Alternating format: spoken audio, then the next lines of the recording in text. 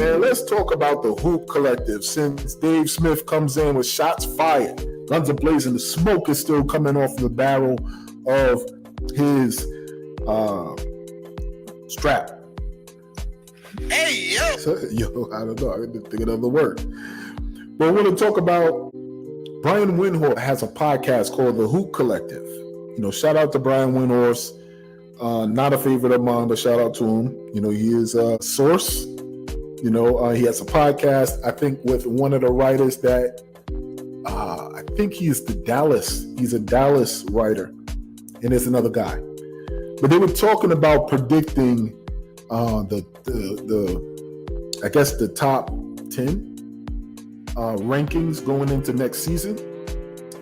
And the Hoop Collective said the New York Knicks are going to be ranked number 6 overall in NBA at the start of next season. Number 6. Now I got to double back and take a look because I'm not sure if he said in the Eastern Conference or the overall NBA. I believe he was talking about the overall NBA.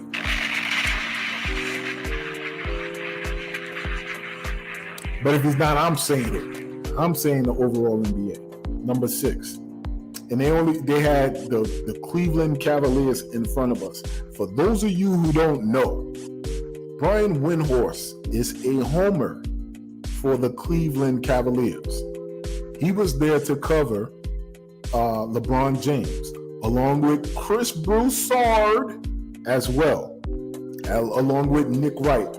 All of them are Cleveland. LeBron James started with him when he was a puppy, covering him, and everything is pro-Cleveland, anti-everywhere else. It was the same way with Wilbon in Chicago. It was the same way with Mike Greeny in Chicago, and who else? They covering the Bulls when the Bulls were on top, right? So you would, of course, expect Windhorst to say, Cleveland, although we smacked them and we washed them in the playoffs. They did make moves to get better, but of course they're going to put them number 5. But needless to say, once again, it's a testimony to what I was saying about how not only the NBA, but how the rest of the league and the people who are following the league, and it's going against what David Smith just said. Bro, the league, we're no longer a secret. We're not. And say what you will, they gotta respect us. They know the type of team you're getting. A team that has been proving everybody wrong. 2 out of 3 of the seasons that this regime and this head coach has been at the helm. Simple. And some people will point at Obi Toppin, and his comments on the way out the door, to Obi. Shout out to Obi Toppin. Wish nothing but success for you. Some people will point at Evan Fournier's recent comments, about Tom Thibodeau and how he was treated and how he looked at D-Rose and said, what are we doing here? And you guys will act like you will completely ignore the times that we did see Derrick Rose on the floor, and we was just like, damn, did he look like he, lost a little bit of a step? Now, of course, at his age, you got to have a rhythm. Your legs got to be under you. All of that happens when you do get regular playing time. So you got to consider that, especially when you're thinking about a former MVP. But we all saw the tape with Fournier. Come on now. Just like Cam. Everybody's just like, Cam with the Lakers now. He's going to get unlocked. Everybody saw both of them getting burned on the back door. Hell, we still see it with current players. Jalen Brunson is not immune to that criticism. Those defensive lapses. Julius Randle, those defensive lapses. But we saw it, hella serious with Fournier. So everybody who talks about what Fournier could have contributed had he been given minutes, he probably would have cost us the game equally, because on the defensive side of the end, he would have gave those points right back. He would have gave them right back. But you can't ignore the fact that the NBA now has recognized they don't see it as a house of cards. They don't see it as a fluke.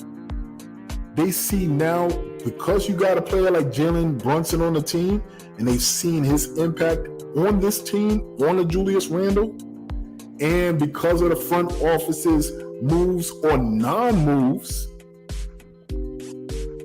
how they've positioned themselves to be able to, make sure that they are equipped if an opportunity presents itself and a star becomes available. This is what happens.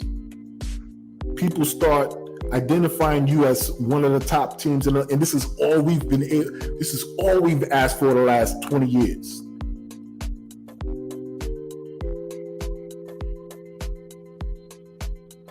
We weren't here.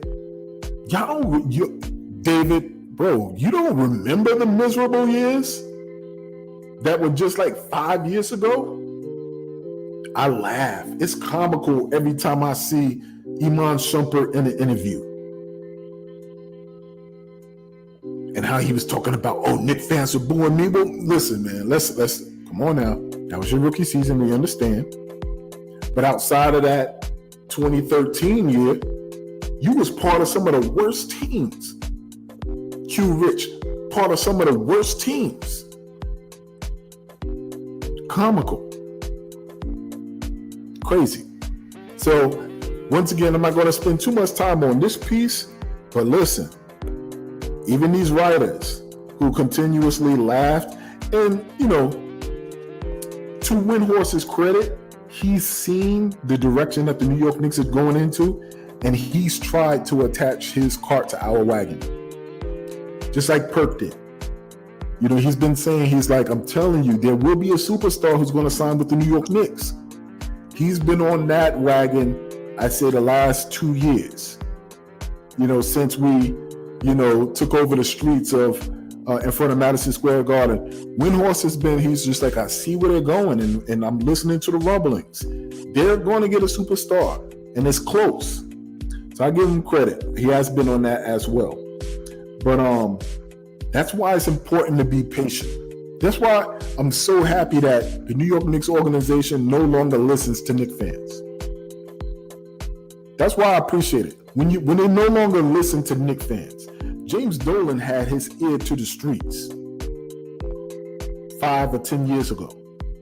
He was making personnel decisions. He was making franchise-altering decisions based on the fan base. Somebody was advising him, listen, you got to listen to your fans. You got to listen to your customer. Or maybe he applied the same principles in terms of business to the team. You don't do that. Customer ain't always right. You need to get good. You need to get good personnel. You need to get good executives to execute. So that's why I laugh at people who say company men. His company is thriving right now. The man's family is a billionaire family. He's a billionaire himself. And I know he didn't get that from the mud.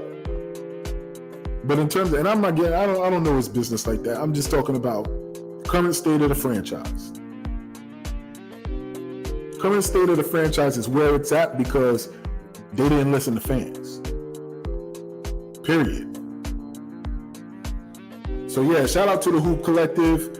Shout out to them talking about the New York Knicks, top 5, top 6. And I'm looking forward to seeing, I'm looking forward to seeing what this New York Knicks organization does.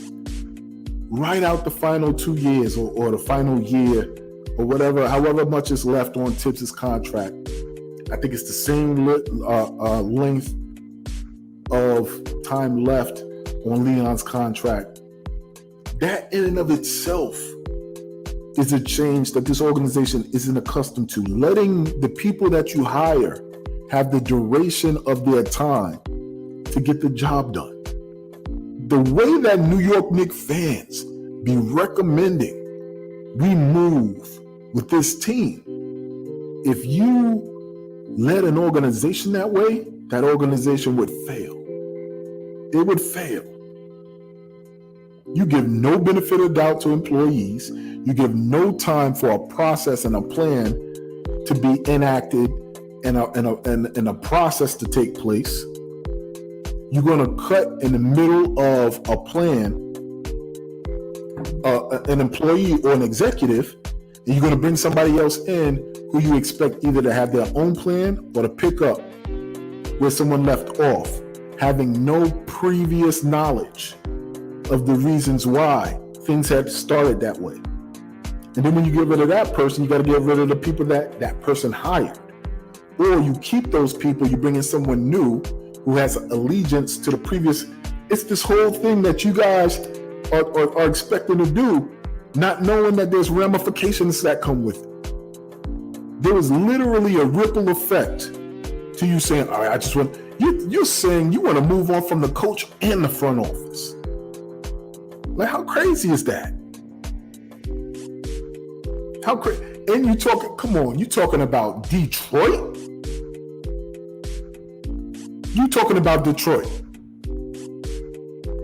When you look at you can only look as far as the Sixers. And you can talk about whether or not that process was a failure. And you talking about Detroit is on the come up. Come on, man. I don't know, bro. People call me delusional, call me a company man. Then look, so you anti-success. You pointing at the Magic, you pointing at Detroit. And we already walked those paths without getting number one picks. Without getting, I mean, we have the third pick was the highest that we had in recent years. Both of those organizations had a number one pick. Come on, man. Ain't no comparison, bro.